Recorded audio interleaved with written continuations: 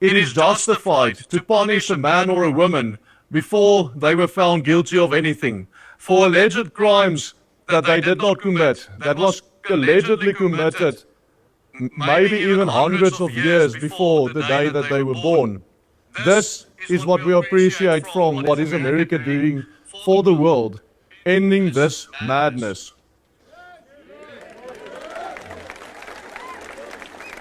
Okay, has America really ended anything? What effects will this really have on South Africa? Like I said earlier, there's no one who can stand up and give a speech, no matter how powerful, even if you're a US president. If you stand there and you say, I'll sanction this, I'll take away your money here and there. Racial tensions and hate between human beings is a spiritual problem. It's a problem of morality, and immorality shall persist until the end of days. So it seems like Willem Petzer here is celebrating the end of a particular era, and him having his president out in the United States, he believes that his president has just made a declaration across all the earth. And so everybody who is currently pursuing restorative justice and affirmative action, black economic empowerment, as we call it in South Africa, he believes that all of this has now been completely put aside. I think you're celebrating way too early, my man. I think you should really prepare yourself to come out on more of these marches. I think commit yourself to this being your life more and more going forward. You're going to have to now learn to come out and march on a very regular, because this is all based on fallacy and the world is waking up to your fallacy. Quick cue a video over here of an Al Jazeera coverage of this issue so that you understand that the world is actually awake to what is happening here.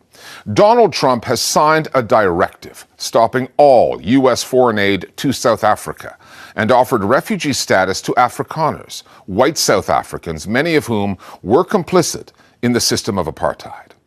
Ostensibly, Trump opposes a new law, the Expropriation Act, which gives the ANC-led coalition government the power to expropriate land under certain scenarios, including land owned by Afrikaners.